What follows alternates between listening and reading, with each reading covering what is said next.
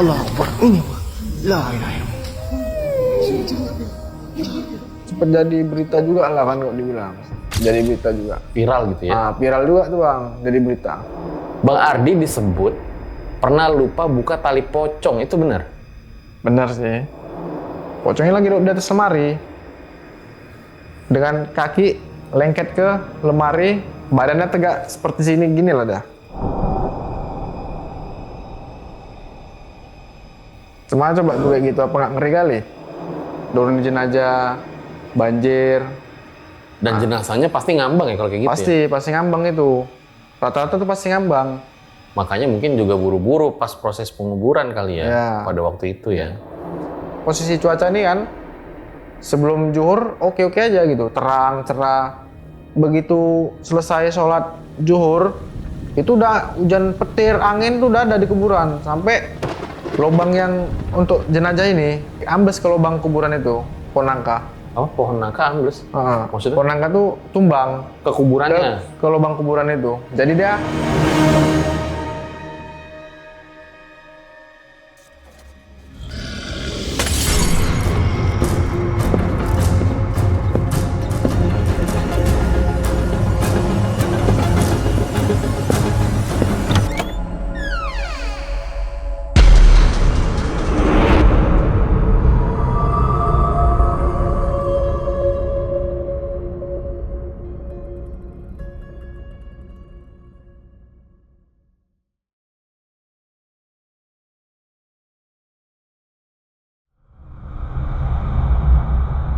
Kita sering mendengar kisah-kisah tentang kematian yang tidak wajar. Misalnya nih, ada sosok yang menangis minta tolong untuk dicarikan jenazahnya yang hilang.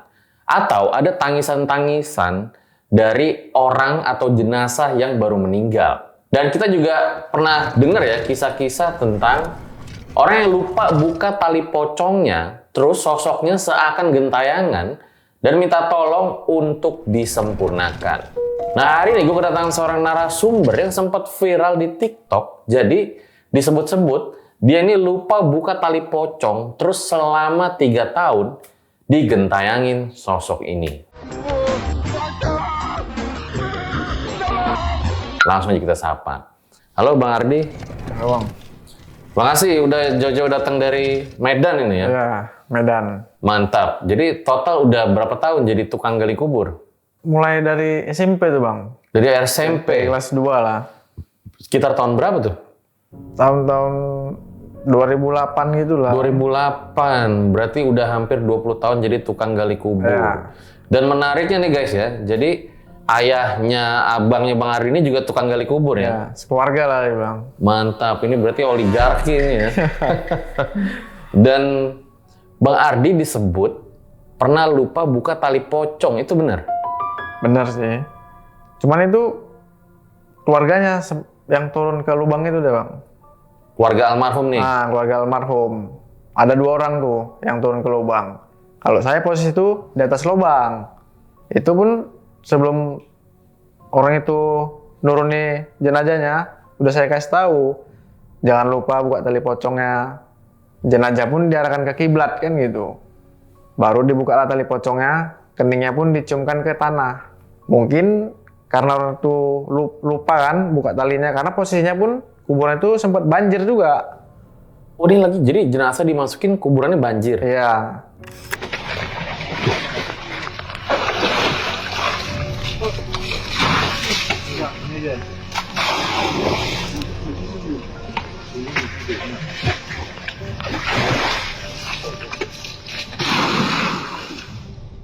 Ya jenazah ini datangi saya karena saya posisinya di lubang situ. Suruh Kayaknya ngingeti lah. Bang Ardi yang ngubur gitu ya? Ya.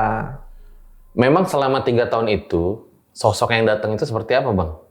Sosoknya dia seperti kayak biasa pocong tuh bagian putih, cuman ini mukanya agak samar-samar lah kalau dibilang. Agak hitam, agak samar-samar. Mukanya hitam dan samar. Iya. 3 tahun? 3 tahun lebih lah. Padahal sebelumnya nggak pernah ngalamin kejadian horor sebagai tukang Belum gali pernah. kubur. Sakit pun belum pernah kan gitu. Baru itulah kan. Baru ini. Nah, 3 tahun lama loh. lama emang. Oke. Ditahan dulu ceritanya ya. Oke. Nah, buat kalian yang punya cerita horor dan pengen diundang juga kayak Bang Ardi, langsung aja kirim ke sini. Siapa tahu bisa diundang ke podcast RJL. Langsung aja kita mulai. Om Mamat Season 6, musuh terbesar adalah dirimu sendiri.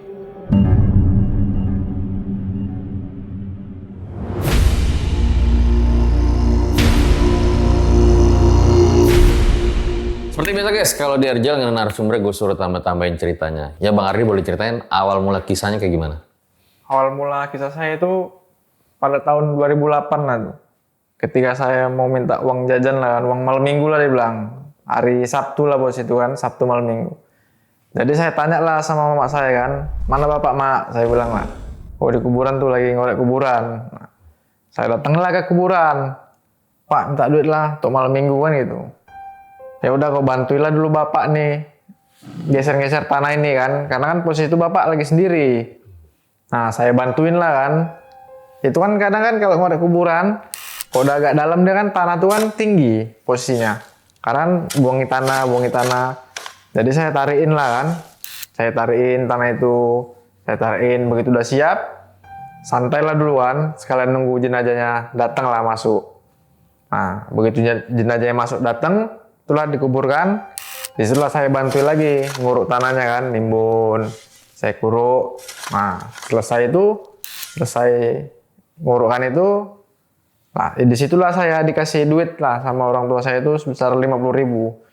50.000 ya zaman saya kan udah cukup banyak lah kalau dibilang, lumayan lah. Gede zaman itu. Nah gede. Nah disitulah saya mulai kayak seperti kecanduan lah kalau dibilang kan, dapat duitnya pun agak lumayan. Nah disitulah kalau setiap ada orang meninggal, saya ikut apa sekolah. Sempat juga dibilang gitu sama bapak kan, sama orang tua. Ya udahlah ikut aja lah ngorek. Sampai SMK, tamat sekolah pun pas kerja, kalau pas lagi wajib ikut tuh saya ngorek kuburan. Sampailah di tahun 2021.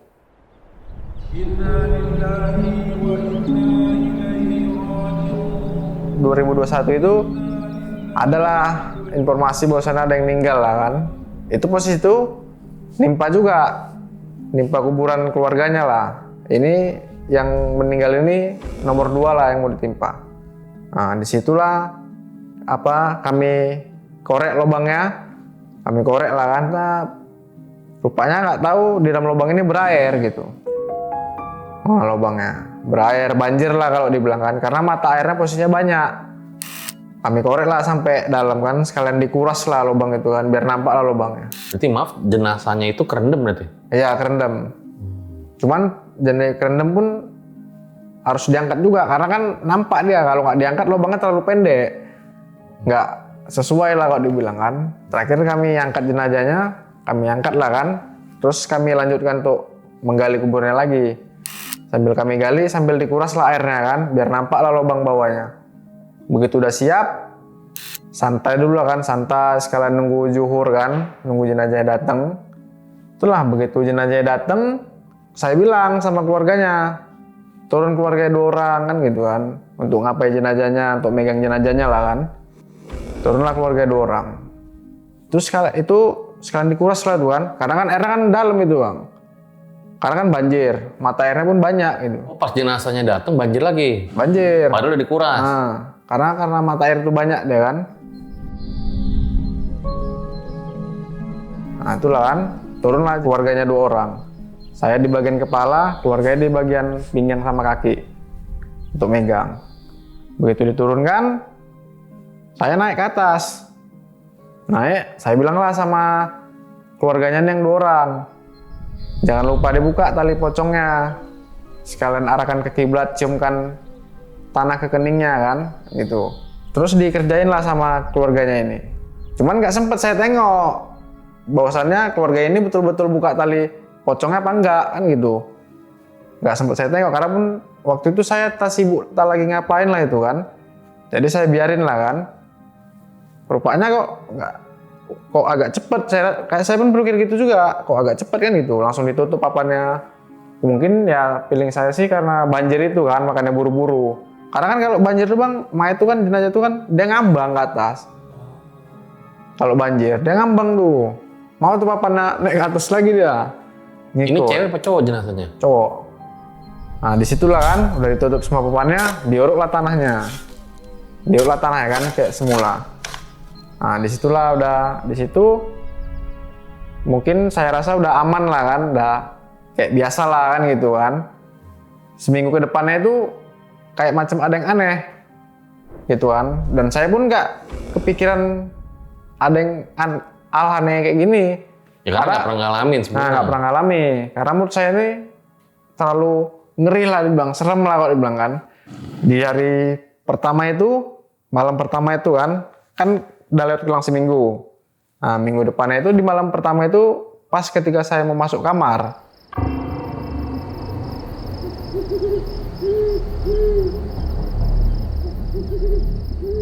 Saya masuk kamar, tutup pintu. Pintu saya kan, ini pintu. Sini lemari nih. Nah, tempat tidur saya di sini. Arah ke pintu sama lemari. Tidurlah saya golek-golek kan. Itu sekitaran jam-jam 10, jam 11 itulah golek-golek tidur.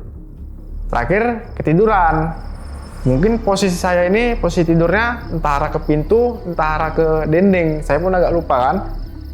Begitu agak tengah malam gitu, sekitar jam 1, jam 2 gitu kan. Badan saya ini agak-agak merinding gitu, merinding. Tidur kita pun macam nggak tidur, macam setengah sadar gitu. Ya nggak nyenyak gitu ya. Nah, nggak nyenyak. Mata kita ini pun melek gitu, separuh melek gitu. Begitu terbuka mata kita ini, rupanya di depan kita ini ada sosok pocong gitu. Sosok pocong yang berdiri di depan pintu.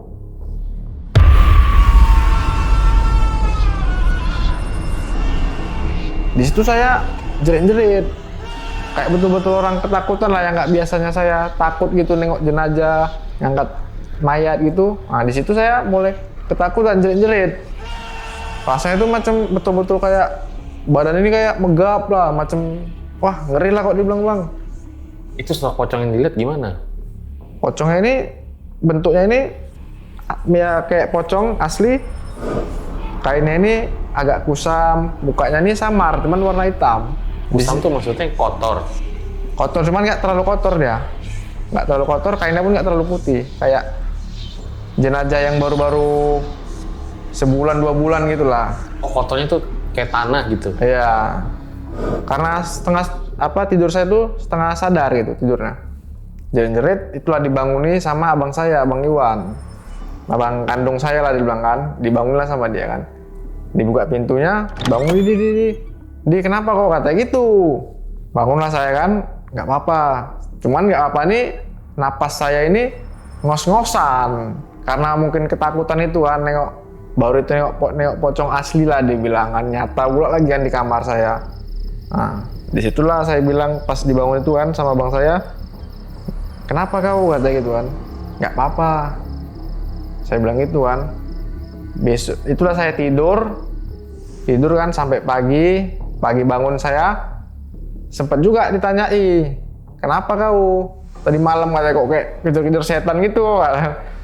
Cuman belum saya bilang itu, masih saya diam. Cuman menurut saya kan hal yang wajar lah kan gitu. Terus ke malam berikutnya, malam kedua,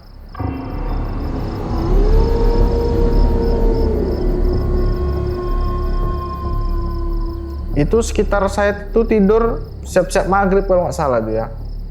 Siap-siap maghrib, di situ saya golek-golek ketiduran sekitar jam 9, jam 10 gitu lah kan.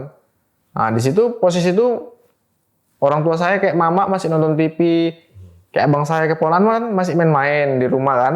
Jadi dari nyantai-nyantai, tidurannya jam 9-an lah ya. Nah, tiba-tiba kok dengar suara-suara teriak-teriak di kamar saya. Rupanya orang itu nengok saya nih posisinya jerit-jerit. Karena memang yang pas ke malam kedua itu, Bang, saya tuh melihat sosok itu lagi di kamar saya. Dalam posisi saya itu setengah sadar. Melihat dia lagi di samping pintu, depan pintu kamar saya. Di pintu, dia posisinya di sini. Nah, di samping pintu, sini lemari saya.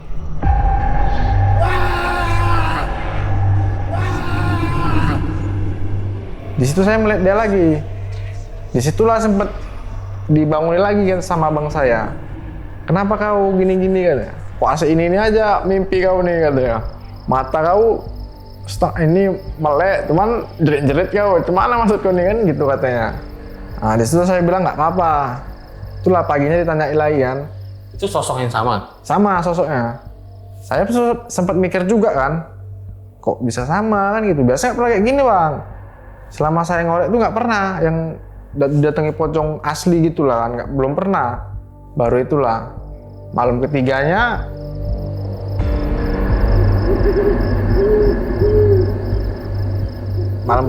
pun dengan pocong yang sama, cuman tempatnya aja dia beda. Lagi ngapain di malam itu? Dia lagi duduk di atas lemari. Pocongnya lagi duduk di atas lemari dengan kaki lengket ke lemari, badannya tegak seperti sini gini lah dah. Cuma coba tuh kayak gitu, apa nggak ngeri kali? Bang Ari lagi ngapain? Posisi itu lagi tidur. Oh sama nih. Nah sama, cuman malam. setengah sadar posisinya. Antara tidur dan nggak tidur. Antara tidur sama nggak tidur. Tiba-tiba ngeliat dia ada di lemari. Iya. Di situ betul-betul jantungan lah kalau dibilang, jantungan setengah mati lah kalau dibilang. Itu posisi pun abang saya juga yang bangun nih, karena dia sering begadang gitu bang. Dengan pocong yang tegak gini, matanya fokusnya ke saya tuh bang. Ya udah kayak ibaratnya kayak kita tengok-tengokan gitu. Cuman tengok-tengokannya posisi dengan saya ini menjerit-jerit gitu.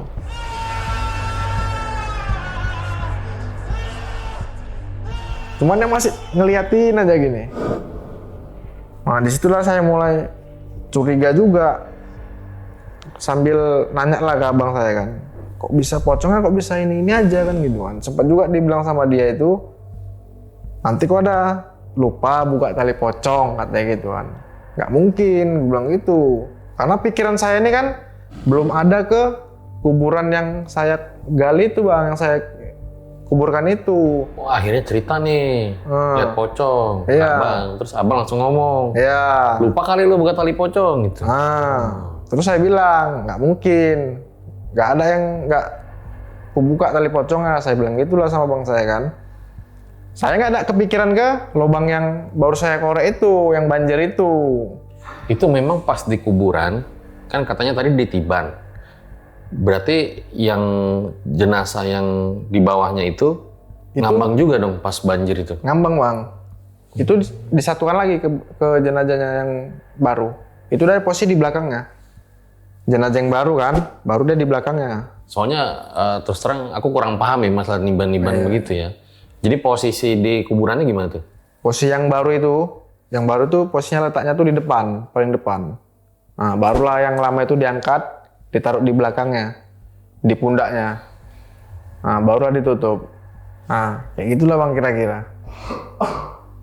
Terus lanjutlah ke malam keempat lah kalau dibilang kan.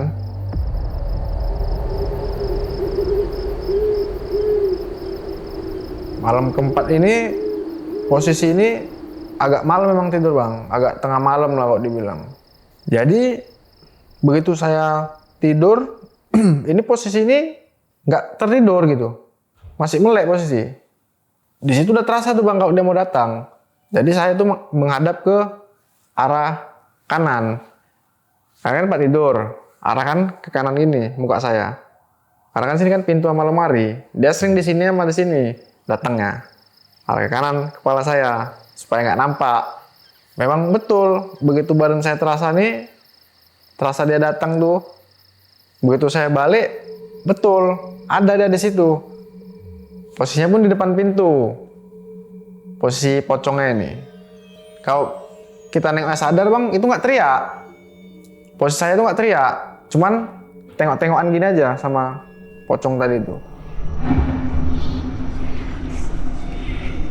Dengan yang mukanya yang hitam samar-samar gitu kan, kainnya yang hitam, banyak apanya, corak-corak tanahnya gitu, putih tapi banyak kotorannya gitulah dibilang bang. Nggak habis pikir lah kok bisa gitu. Nggak ada pula lagi kepikiran ke jenazah yang tadi tuh kan, yang nggak dibuka tali pocongnya. sampai cerita sama bapak, Bang Iwan cerita ke bapak kan, mungkin Bang Iwan ini ada solusi lah kan, karena kan tikar kuburan ini bang sama terpal itu posisinya di atas lemari kamarku ditaruh. Oh, tikar kuburan. Tikar kuburan Tikar yang warna kuburan coklat itu. It- Arti kerdas segini tuh, untuk jenazah kita lah, ini kan kerda, kan tilam dulu itu, tilam baru tikar, nah baru jenazahnya ditaruh. Kadang pun ada juga terpal warna hijau. Nah itu sering kalau orang siap menguburkan itu dikasih sama kami, karena keluarga pun ada juga yang minta, keluarga atau orang lain kadang mau minta tuh untuk duduk lesehan. Nah disitulah apa Bang Iwan ngomong sama bapak kan, mungkin Pak tikar kuburan itu yang di atas lemari Ardi katanya. Itulah kan diambil tikarnya itu sama bapak kan, diambil ditaruh ke sebelah rumah di gudang. Mungkin disitulah pocong itu datang kan gitu kan, ada ininya juga. Jadi saya pun sempat mikir juga, mungkin ininya nih kan solusinya kan. Soalnya kan bang siap, Karena bingung ya. bingung. Kenapa? Iya. Pocongnya pun ini aja, nggak ganti-ganti. Biasa nggak pernah kayak gitu. Jadi itulah kan selesai itu, dalam mungkin daman lah nih kan, pikiran saya kan daman lah kan. Rupanya begitu jumpa malam lagi bang,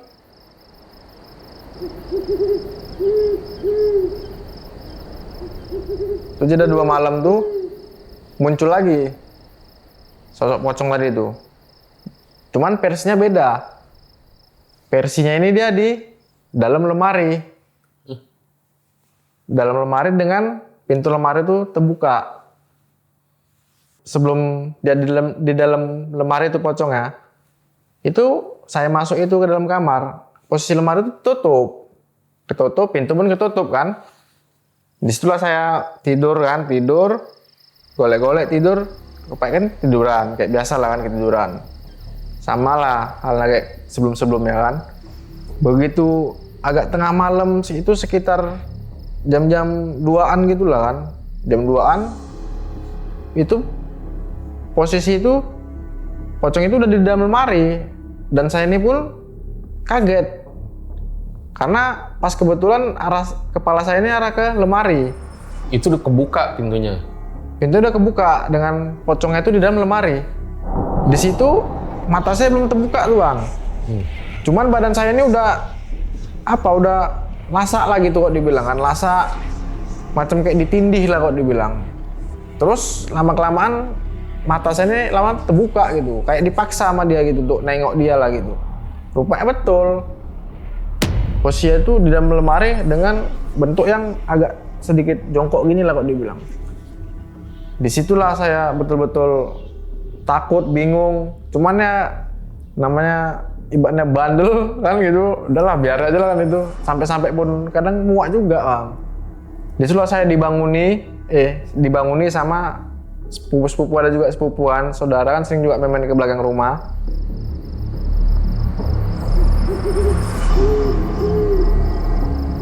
Ya bang, malam berikutnya pun saya rasa ya agak lumayan serem juga lah kan.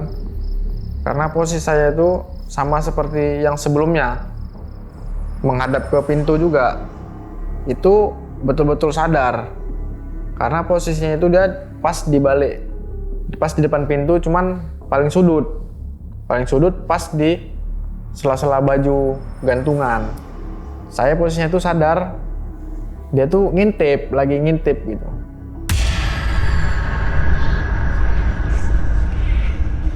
Posisinya lagi ngintip. Di situ saya pun langsung jantung, cuman kita tuh nggak bisa ngomong posisinya.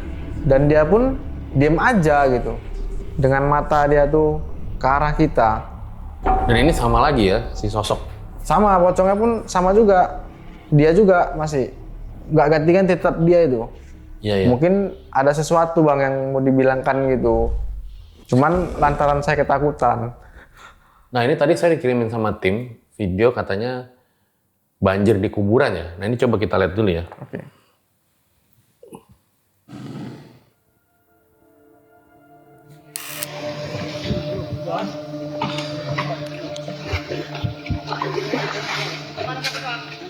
Mari bos, video teman bos. Ya guys.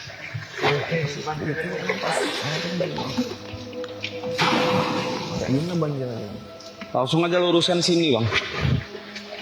Luruskan lubangnya sini. Yang abang pijak tulisannya. Nanti dioper kemari aja.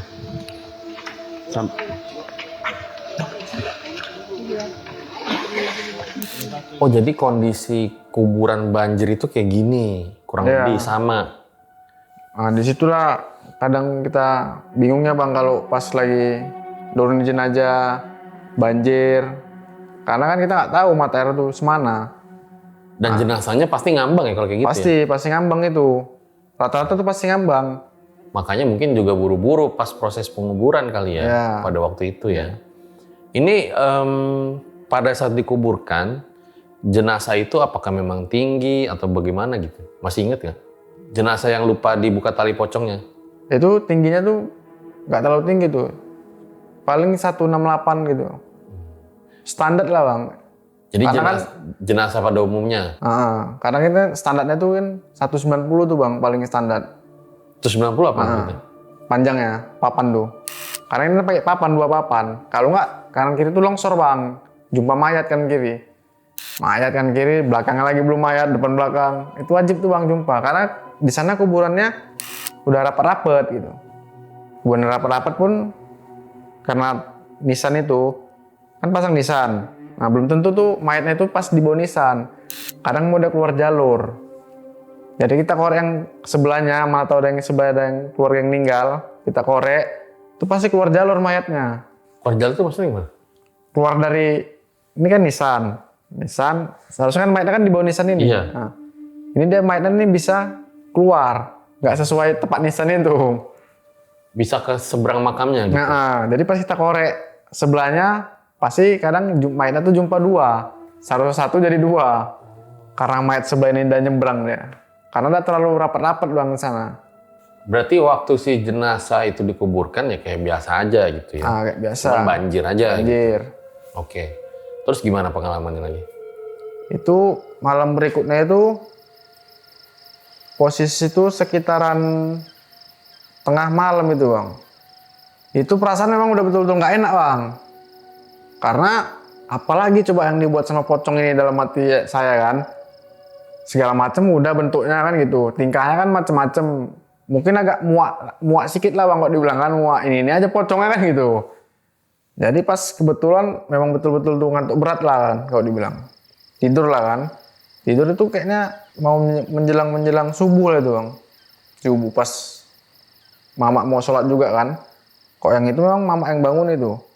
Pas mau sholat, disitulah dia asli betul-betul berdiri itu bang. Pocong ini berdiri di atas lemari. Di atas lemari, berdiri tegak itu. Karena kan lemari itu kan agak pendek. Jadi pocong itu bisa berdiri tegak. Di situ asli itu bang, betul-betul nggak karuan lah bang kalau dibilang. Kaki aku getar-getar. Mungkin itulah video yang ada sama Bang Iwan. Soalnya dia nunjukin tuh. Dengan mata saya ini terbuka. Itu memang belok guling, posisi kaki ini getar-getar semua. Memang betul-betul ketakutan.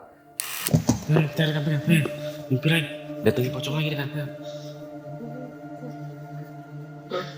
Datangi pocong lagi dah. Datangi pocong lagi dah. Bangun nih kasihan, bangun. Om. Oi. Om. Apa ya? Kalau kata keluarga itu kenapa gitu? Kan tadi berarti nggak ngaruh tikar sama terpal ya? Nah itu nggak ngaruh tuh bang kayaknya. Nggak ngaruh. Sempet juga saya bilang apa pak, nggak ngaruh juga itu pak. Tikar sama terpal ini kan gitu. Jadi kayak mana nih katanya. Banyak juga yang bilang, pasti kau ini lupa buka tali pocong. Banyak juga yang bilang gitu bang. Mulai ngarah ke sana. Nah, cuman sementara kan saya ini kan nggak ngelakuin apa yang dituduh orang itu, ibaratnya gitulah kan. Karena kan sebelumnya kan udah saya bilangkan sama keluarganya, tali pocongnya buka, arahkan ke kiblat kan gitu. Saya bilang sama keluarganya, buka tali pocongnya, arahkan ke kiblat. Ya itu tadi bang, mungkin lantaran saya di lubang situ, jadi mungkin saya lah yang mau disalahin sama jenazah ini, karena saya nggak ngasih tahu langsung dan nggak memperhatikan. orang itu dibukanya nggak talinya kan gitu. Makanya saya lah dikejar-kejar. Terus kejadian apa lagi? Kejadian kayak ada juga bang kejadian kayak keponakan saya. Oh, keponakannya nih.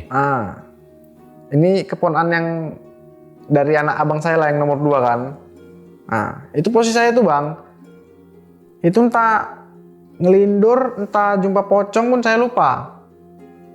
Itu posisi saya tuh pas tidur sama dia. Tidur sama dia, jadi saya ini posisi entah ngelindur entah enggak, kurang tahu lah kan. Ngelindur, saya tuh bukannya dibanguni. Makin ditinggal sama dia, ngomong deh sama bapaknya. Om Ardi tuh kata gitu kan. Terakhir dibanguni. Terakhir ditanya juga, pocong itu juga. Cuman pocongnya itu posisi bang nggak ada di kamar. Itu yang sekali itulah yang dalam mimpi. Kalau dibilang pocong itu. Sebentar, jadi lagi tidur sama keponakan. Keponakan usia berapa? Sekitar berapa? Ya ini SMP kelas 1. Ya masih SMP. Nah terus waktu itu? Waktu itu tidur sama. Cuman mungkin posisi saya ini ngigo lah, ngigo. Nah, katanya ngigo apa? ngigo pocong. Soalnya dia bilang tuh, saya ini ngomong pocong itu pocong. Jadi dia lari nggak ada sama bapaknya. Setelah dibangunin sama bapaknya kan, rupanya nggak ada. Mungkin tuh itulah yang cuman sekali itu aja yang mimpi, tapi pocongnya tuh nggak ada. Baru sama yang keponakan saya yang kedua lah, abangnya si Rapa inilah kan, anak Bang Iwan yang pertama. Kalau itu dia memang posisi tidur sendiri di kamar saya. Memang bang, keponakan saya ini rata-rata takut kok tidur di kamar saya. Karena kamar saya ini agak serem. Bersih, cuman dia agak serem gitu. Awalnya tuh beda. Kayak awa-awa banyak setannya gitu loh bang. Jadi tidurlah dia di situan. Tidur, baru mau tidur, diganggu dia. Kayak suara napas gitu. Itu ada ngadu sama saya bang. Om, di kamar kau tuh ada suara gini. Ya udah tidur deh, nggak berani lah aku katanya gitu. Akhirnya tuh nggak jadi tidur dia, ketakutan sendiri dia. Banyak bang yang kayak kawan pun ada juga lah. Memang kawan ngalamin juga? Ngalami 2 orang, sama juga memang suara juga kan gitu. Suara apa? Suara napas juga. Pas lagi tidur di kamar? Cuman itu tadi, cuman suara aja gitu, nggak ada bentuknya, nggak ada inilah fisiknya nggak ada lah, cuman bentuk aja gitu. Nah itulah bang, selama 3 tahun itu macam kayak diteror kita sama pocong ini. Pokoknya selama 3 tahun itu betul-betul kayak ibaratnya kayak kita sengsara lah. Mungkin kalau orang yang nggak punya ibaratnya kayak mental entah apa, mungkin udah kayak mana-mana lah kalau dibilang kan gitu. Tapi bersyukurnya bang, ada pula lagi dari sebelumnya saya nggak tahu juga bahwasannya nih yang tali pocong nggak dibuka ini, bahwasannya keluarganya meninggal. Kami dapat kabar bahwasannya ada orang meninggal, adalah daerah sana lah kan gitu. Meninggal, jadi ditunjukilah kuburannya kan sama keluarganya. Ditunjuk kuburannya ini, tunjukilah kan kuburannya. Rupanya udah nimpa 2 kuburannya. Jadi kami bukailah nih sana kayak biasa lah kan, kami buka. Selesai kami buka, kami korek lah lubang kan. Begitu kami korek, pas jumpa mayatnya, kami angkat.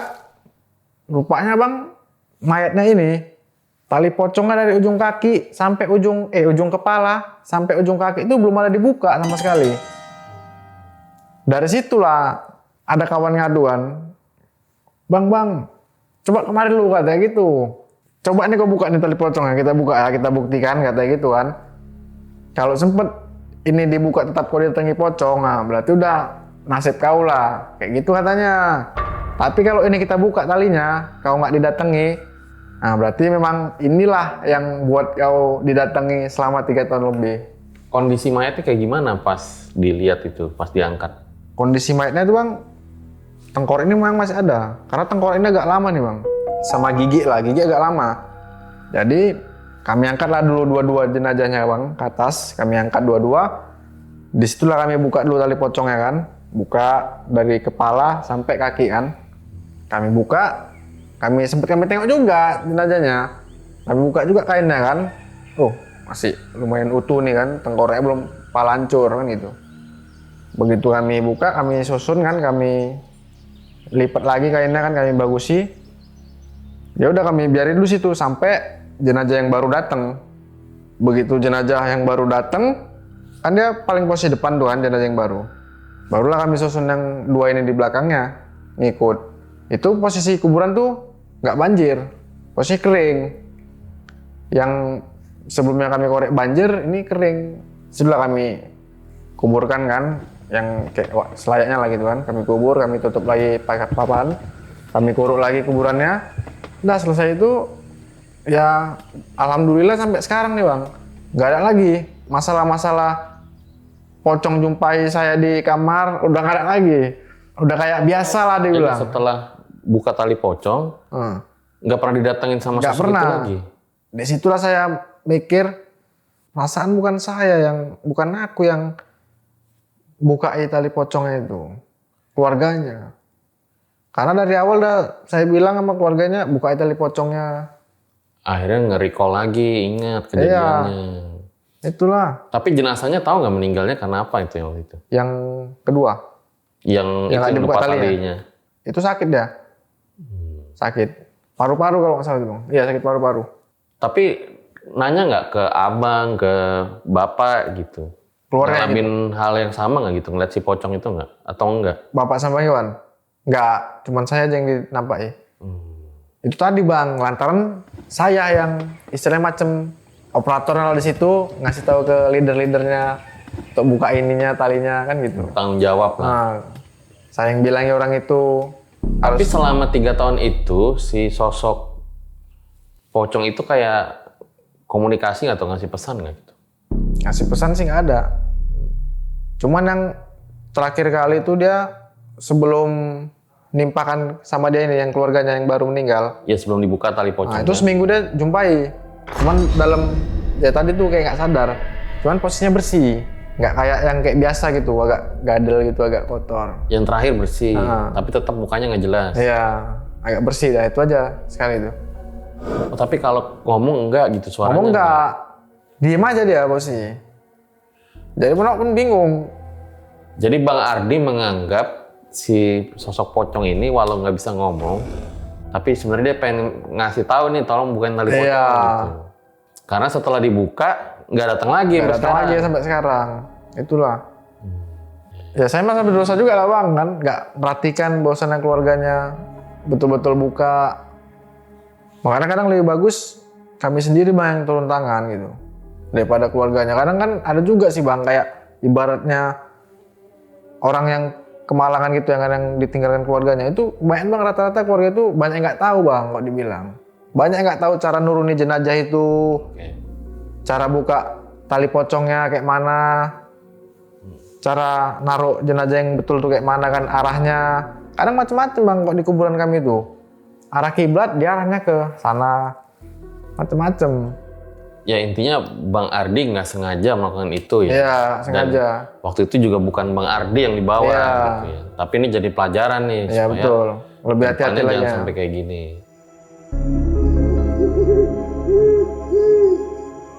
Selesai itu bang, pas ada juga yang saya lupa kan, begitu jenazah diangkat, kan sempat juga kami ketawa-ketawa tuh kan karena tali pocong belum dibuka. Nah begitu tali pocongnya dibuka, sempat juga saya minta maaf tuh bang, minta maaf sama jenazah ini. Apa juga kan merasa nyesel juga saya kan nggak ngasih tahu keluarganya, nggak betul-betul memperhatikan lah bahwasannya tali pocong itu dibuka lantaran karena buru-buru banjir itu bang. Jadi dia harus buru-buru gitu, kalau nggak jenazah itu bakal ngapung. Ya alhamdulillah semenjak kejadian dibuka tali pocong itu nggak pernah lagi saya didatangi lagi sampai sekarang. Nah, jadi Bang Ardi ini selain pengalaman yang tadi guys, jadi dia punya, ya namanya jadi tukang gali kubur dari tahun 2008 ya, pasti pengalamannya banyak banget ya. Ada nggak satu pengalaman yang paling nggak bisa dilupain selain yang tadi tuh? Hujan gitu, kayak di sinetron, itu ada tuh. Gimana? Hujan badai, petir, Pas lagi nguburin. pas mau masuk jenazah. Posisi cuaca ini kan, sebelum zuhur oke-oke aja gitu, terang, cerah. Tapi pas ketika azan di masjid, itu posisi cuaca ini berubah gitu. Kalau itu memang betul-betul nyata lah bang, itu 2 kali lah tuh kejadian, 2 kali. Itu begitu selesai sholat zuhur, kan posisi jenazah belum datang. Itu udah hujan petir, angin tuh udah ada di kuburan. Sampai lubang yang untuk jenazah ini, ambles ke lubang kuburan itu, pohon nangka. Oh, pohon nangka ambles. Maksudnya? Pohon nangka tuh tumbang Ke kuburannya. ke lubang kuburan itu. Jadi dia malang ke lubang itu, ke lubang kuburannya, pohon nangka itu. Nah, di situ Akhirnya nggak jadi kubur. di situ posisi masih hujan angin tuh bang. Hujan angin, jenazah pun mau nggak mau harus dibawa. Harus nunggulah jenazah itu kan. Terakhir ya itu kami geser lagi kan. Pohon nangka itu kami geser ke atas, geser baru selesai itu ya udah. Begitu jenazah itu dikuburkan, udah nggak ada lagi. Angin, petir, hujannya deras tuh nggak ada lagi, berhenti. Akhirnya Ya. bisa dikuburkan dengan Iya, seperti biasa gitu. nah wajar. Pernah juga mengubur jenazah yang berdarah, itu maksudnya gimana? Ada juga sih jenazah tuh berdarah dia. Posisi itu bang, badannya tuh sehat gitu. Sehat walafiat lah kalau dibilang. Dari ujung kepala sama ujung kaki itu sehat, nggak ada luka lah kalau dibilang kan. Pas meninggal nih. Nah pas meninggal tuh nggak ada luka sama sekali gitu. Jadi dimandikan lah sama Bilal lah kan, dimandikan. Terus begitu udah siap dimandikan, mau diangkat sama orang Bilalnya, pemandi jenazahnya. Bawahnya ini posisinya udah darah semua bang. Darahnya itu banyak, bukan sedikit bang. Itu penuh tuh satu tempat tidur jenazah itu penuh darahnya. Di situ sempat jadi berita juga lah kan kalau dibilang. Jadi berita juga. Viral gitu ya. Nah, viral juga tuh bang, jadi berita. Terus udah selesai itu diangkat lah kan sama keluarganya ke rumah dukanya lah. Di Kenkapani, disolati, terus dibawa lah ke kuburan kan. Begitu sampai di kuburan, dibilang lah sama bapak kan, keluarganya turun. Nggak ada yang mau ngangkat bang. Itu orang-orang tuh pada mundur semua karena tahu kan tadi sebelumnya bahwasannya darahnya tuh banyak gitu kan, karena nggak ada luka kok bisa ada darah kan gitu, tanda tanya juga kan. Jadi di situ yang ngangkat tuh terakhir bapak Bang Iwan sama anaknya lah, ada anak 1 orang. Nah itu yang ngangkat. Begitu diangkat pun bang, itu belakangnya ini tuh itu udah darah semua. Di kain kafannya? Di kain kapan tuh darah semua, full darah semua lah kalau dibilang. Bawahnya pun juga darah. Darah itu bukan yang rembes-rembes bang, darah itu kayak banjir. Nah disitulah diangkat, udah dimakamkan. Kayak biasalah dimakamkannya. Itu memang semasa hidupnya kayak gimana gitu? Itu semasa hidupnya dia bang, cuma bilang ya. Kadang ada anak-anak suka dipukul gitu kok dibilang. Lagi main-main tuh suka dipukul gitu. Anak-anak megang ayam atau megang apa tuh mau tuh dipukul. Anak siapa? Anak orang. Dah. Yang pokoknya dia nampak aja anak-anak di gang-gang itu. Kok udah sore itu wajib tuh dipukul, yang mana dipukul, suruh pulang. Nah kayak gitulah mungkin. Itu yang Berarti dia masih kenal ya yang meninggal ini? masih kenal. Itu yang sering kami nampak. Lain lagi yang di luar kami nampak nggak tahu juga bang kan kita. Meninggalnya kenapa katanya? Tahu nggak? Meninggalnya sakit. Sakit juga, macam kayak komplikasi juga sakitnya. Cuman ya tadi itu postur badannya tuh sehat dia, nggak ada luka sama sekali. Nah itulah. Yang jadi gosip di warga kenapa bisa berdarah begitu? Itu bang, bukan darahnya tuh bukannya darah-darah apa gitu. Darah ini beraroma. Makanya yang layat ini berhamburan keluar karena lantaran aroma nggak kayak gitu loh bang. Ibaratnya kayak nggak sedap gitu. Bau anyir gitu. Nah kayak gitu loh kalau dibilang. Aroma-aroma apalah gitu kan dibilang. Nah ini kita ngomong-ngomong soal aroma ya. Pernah juga nggak sih kayak nguburin jenazah yang aromanya tuh menyengat banget gitu?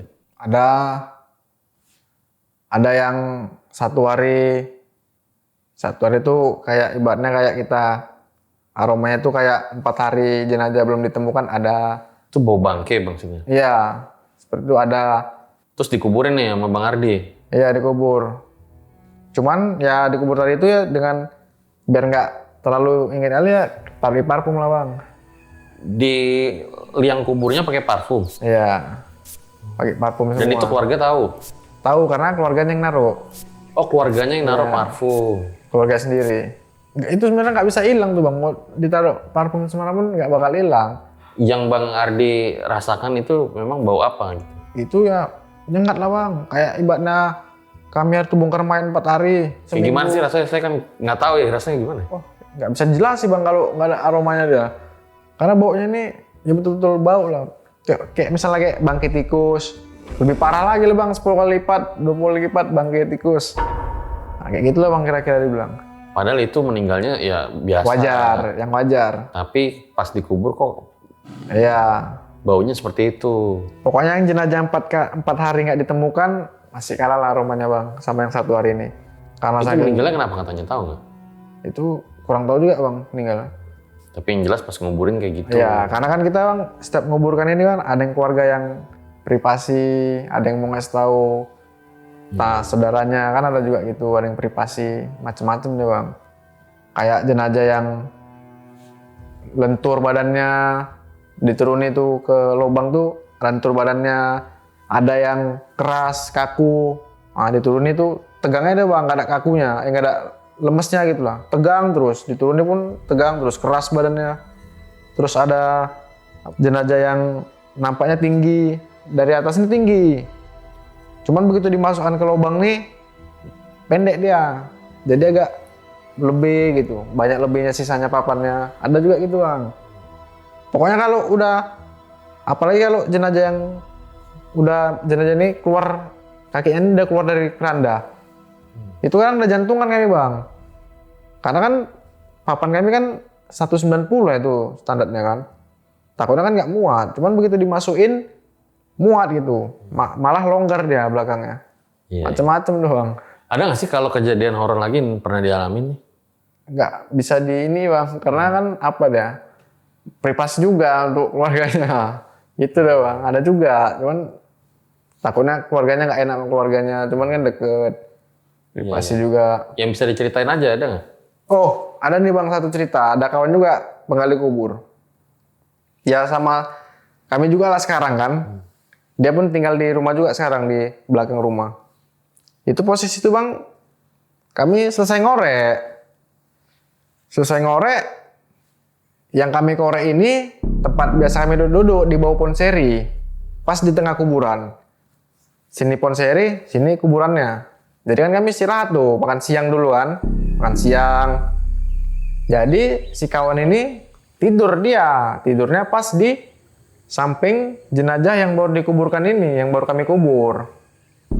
Di situ udah tidur, kami makannya di dekat taman kuburan tuh kan. Nah, tidurlah, dia tidur, kami makan lah kan, makan. Karena kan dia udah siap makan duluan. Begitu kami siap makan kan, makan mau santai, lari-lari dia sampai jatuh-jatuh di kuburan itu.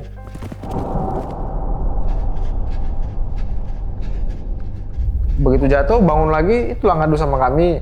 Aduh, tobat aku tidur di kuburan katanya. Kenapa Gel? Ngeri kali suara, apa itu, suara kaki, langkah-langkah kaki, macam bersuara gitu deh bang. Di kuburan itu, macam gerubak. Makanya langsung cabut. Itulah salah satu anggota kuburan tuh bang, yang betul-betul ngerasain nyata kuburan kan gitu. Tapi kalau kayak suara tangisan-tangisan gitu pernah denger nggak? Nggak pernah bang, cuman kalau yang jarah pernah. Kalau yang nyata, dia jarah. Ziarah? Jarah. Dia jarah ke makam keluarganya lah gitu. Posisi dia ini sendiri memang, betul-betul nggak ada orang. Nggak kelang lama dia jarah di situ, ada yang nanya sama dia gitu. Jarah tempat siapa kak? Katanya gitu. Yang ngomong ini, dia bilang tuh di sebelahnya dia. Di sebelahnya dia ngomong, jarah tempat siapa kak? Tempat mertua katanya gitu, tempat mertuanya ada jarah, karena kan bapak yang bilang tempat mertua. Itulah begitu ditengoknya, sosok ini udah nggak ada, yang nanya dia ini udah nggak ada bang. Sempat juga dia ke rumah itu bilang sama bapak, itu posisi memang gerimis agak siangan. Yang nanya itu suaranya cowok cewek? Cewek juga, cewek sama cewek. Cewek sama cewek. Yang nanyanya banyak juga kejadian-kejadian bang, kayak sebelah rumah saudara kan. Pas kebetulan dia lagi nggak kerja, jadi kami ajak lah ngorek kuburan. Memang itu posisi memang saya setel bang, saya ngorek duluan separuh, biar dia jumpa mayatnya kan, karena nimpa itu soalnya, nimpa biar jumpa mayatnya kan, biar berani nggak nih, harus dites dulu bang ya kan. Begitu dikorek dia tuh jumpa lah mayatnya nih, udahlah Ar katanya, loh baru ngorek bentar, iya capek kali katanya. Mungkin itulah dalam hati gue bang, takutnya nih kan gitu bang. Akhir saya lah yang ngorek kan, yang saya ngorek kuburannya ini. Begitu malamnya udah selesai semua, dikuburkan selesai kan, aman semua. Begitu malamnya dia datangi saya bang, datangi mau ngadu. Siapa nih yang datangnya? Saudara sebelah rumah. Bahwasannya dia ini nggak bisa tidur karena kebayang-bayang apa jenazah tadi tuh, yang mayat yang di sekopnya gitu. Terakhir itu sampai jam 3:30 pagi tuh bang, dia nggak bisa tidur kayak orang kebingungan. Akhirnya udah ke pos aja jumpai bosku, bilang itu bang sama dia. Ya udah itu lah jumpai kan, besoknya udah nggak ada apa-apa lagi, aman. Emang jenazah yang dia lihat kayak gimana waktu itu? Ya tulang semua bang, kayak biasa kami angkat itu. Ada yang sekitar hampir kurang lebih itu bang, hampir mau 20 tahun lebih itu ada bang yang masih utuh bulat asli. Masih utuh bulat apanya? Badannya semua posturnya. Serius? Iya serius. Itu pas posisinya di pinggir jalan. Posisinya, kuburannya. Kok itu aku nengok sendiri bang, orang aku sendiri yang nyongkel papannya kok. Papan kuburan itu saya sendiri yang nyongkel. Congkel. Karena dia papannya itu masih kuat bang. Nyongkel itu pakai parang luar itu.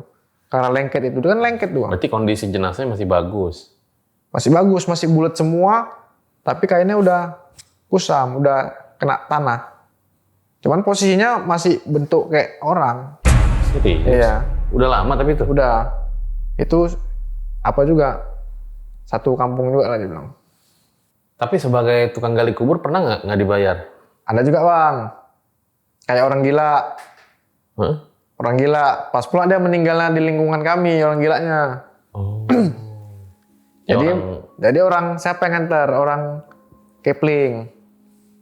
Orang itu ngomong sama kami, tolong lawan gini-gini, bantu dulu ini, kan gitu. Ya udah, terakhir kami korek bang.